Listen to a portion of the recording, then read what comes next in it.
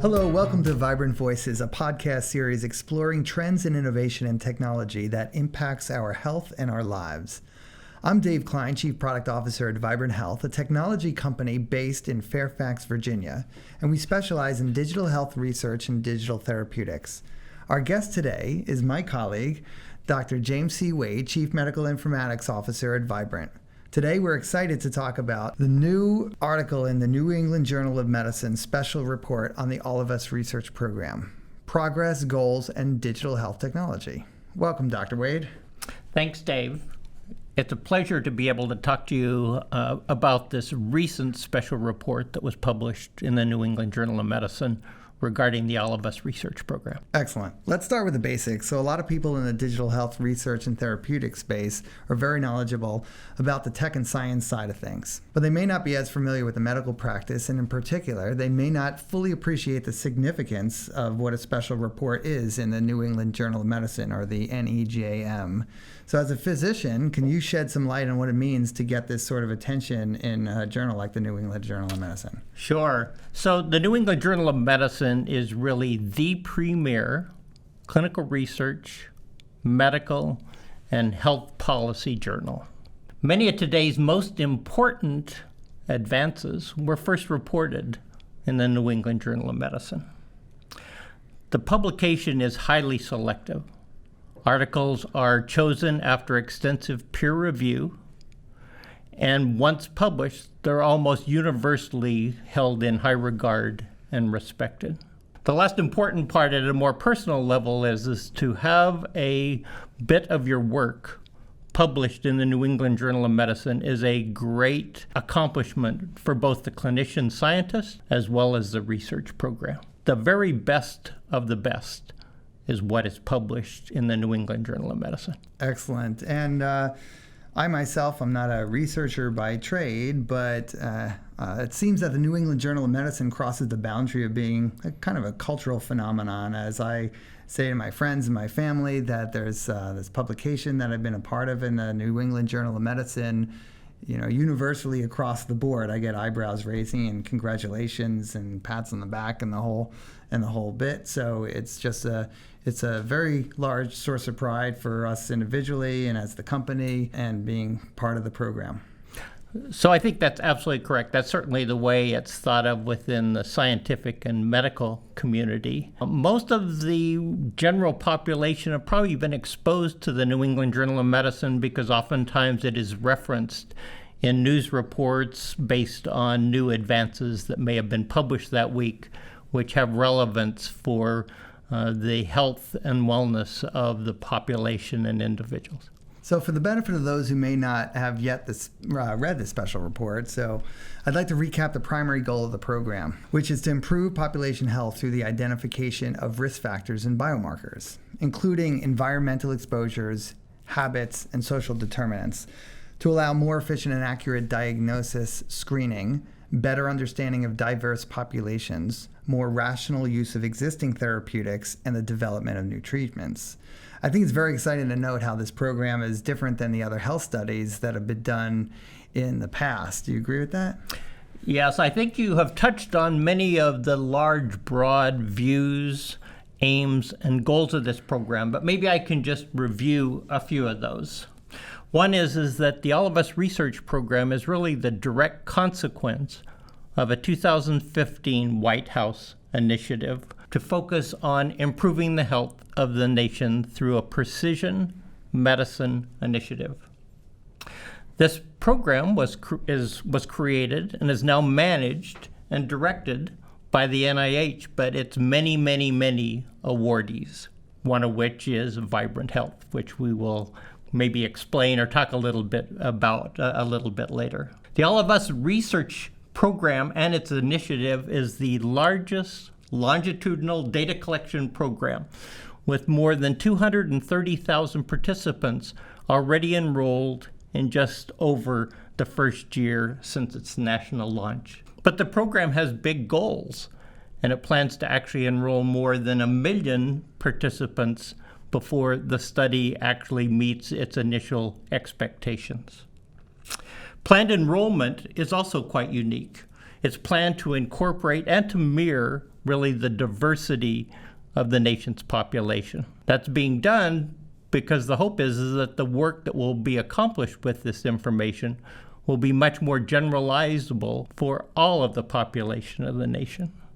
But another unique aspect is that there's really a special focus to try to make sure that people who in the past have been underrepresented in biologic research are really incorporated in numbers that really can add to the understanding, knowledge, and wisdom about how to try to improve the health of the nation. The program, as you alluded to, collects comprehensive health data. But this is health data that is actually not only collected at a single time, but longitudinally over many, many years. And it focuses on, as you noted, on people's lifestyles and their behaviors, their genetics, as well as their medical health. This comprehensive data is then what really is going to be the foundation that will be used by scientists for the many, many future studies that hopefully will really result in improvements in the health of the nation. Finally, a really interesting and important primary aim is to return the information for each and every participant to them. This may not sound unusual, but actually this is very unique and is really a major change in the way research is being done. This is a huge challenge, realizing that the individuals participating are very diverse, both in their experiences, their education, how they learn, where they live. And so the challenge to do that well is really a significant step forward. But if we do this correctly, as the program is outlined, it really is an opportunity for participants to be more actively involved in science and also in their own health. So in this program, is it fair to say that the participants in the research is that they're really partners of the research itself? So that's the primary goal, is really to focus on engaging the participants, not only in participating in the research, but understanding why it's being done, what the value might be, and even in some situations, how it should be done so that it better meets their goals as well as their lifestyles. So let's move on to some of the successes and challenges of the All of Us research program. The authors of the paper say that the program's ongoing success will rely on several factors. The program must continue to enroll participants from across the country, including those in the rural areas, the underserved areas.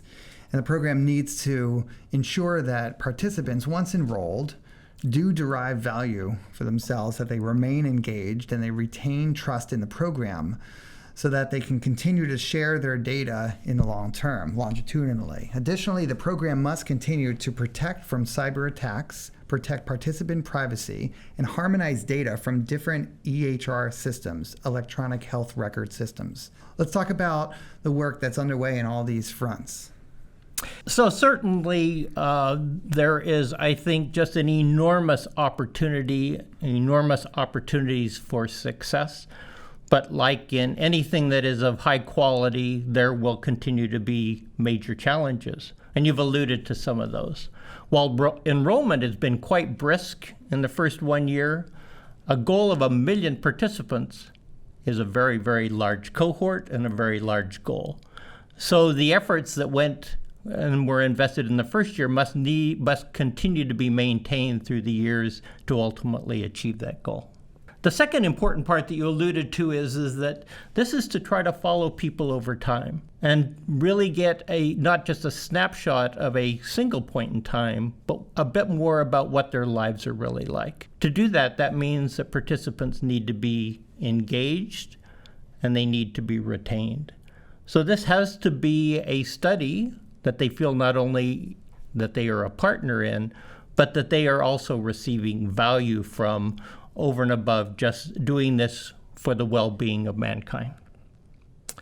The third challenge that you alluded to is the data collection. Data collection sounds relatively simple, but as we know, this data comes from many, many different disparate sources.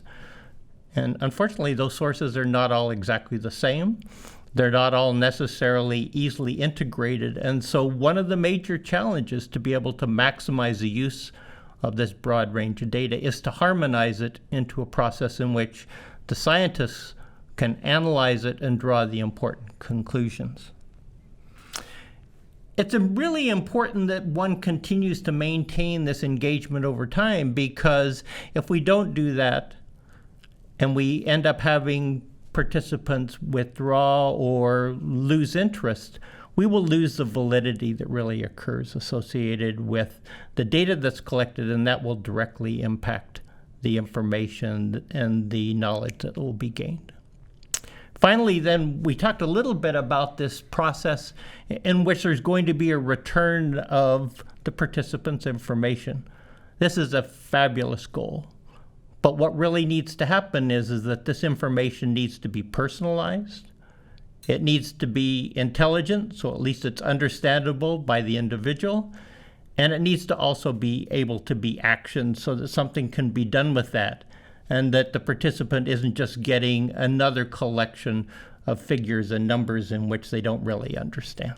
Thank you, Jim. I actually have a copy to the New England Journal of Medicine right here. Maybe we can read just the first paragraph. So, knowledge gained from observational cohort studies has dramatically advanced the prevention and treatment of diseases. Many of these cohorts, however, are small, lack diversity, or do not provide comprehensive phenotype data. What does phenotype data mean? So phenotype is really the reflection of who you are. So you have a set of genes, just as an example, but there will then be a manifestation of what those genes form. And that phenotype is a combination of not just your genes, but your lifestyle, your behavior, other medical aspects that happen to you in that regards, your environment.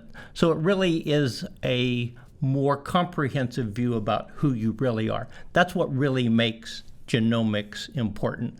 It's genomics plus your phenotype that helps us to understand why your genetic profile is what it is and what ultimately occurs with that.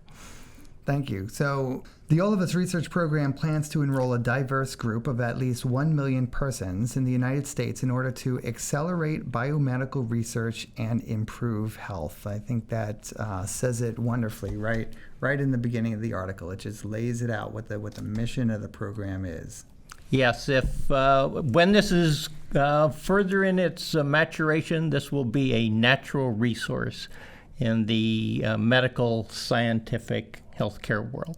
And now the article also has this wonderful diagram here that explains sort of the workflow and how the different piece parts of the All of Us Research Program come together. So maybe we could talk a little bit about the role that Vibrant Health plays as an awardee in the All of Us Research Program. So the award that Vibrant Health is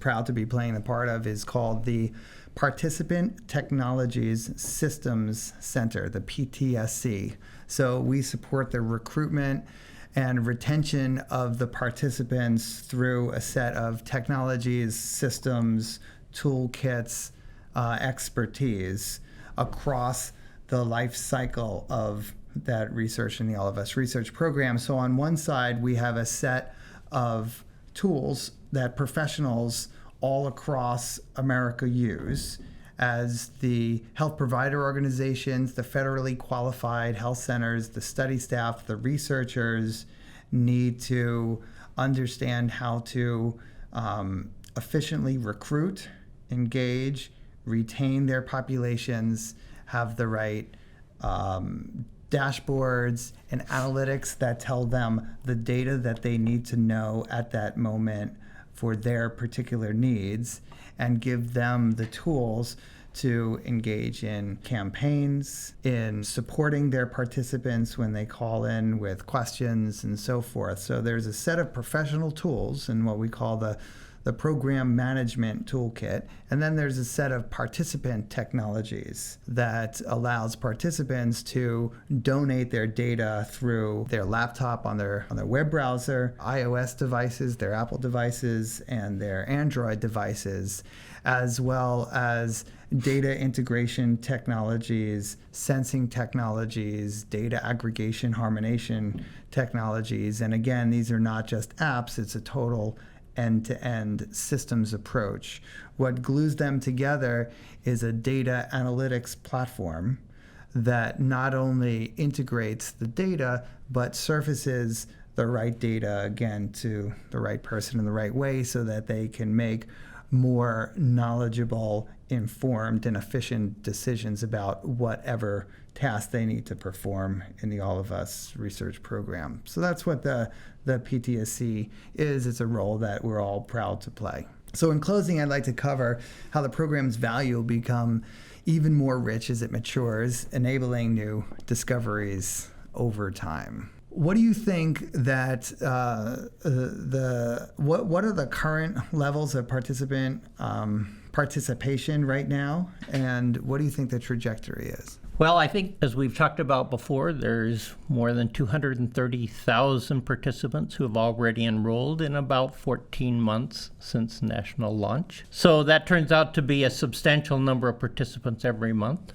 But to get to 1 million, if we want to think about it differently, we're essentially 1/4 of the way there, and so there's still a lot to go. That being said, for every participant who starts today, that participant needs to be engaged and involved and retained, not only this week and next month and this year, but the years after that. And so it is really a very dynamic process. One aspect about what the PTSC has to deal with that is a real opportunity but a huge challenge is this word diversity.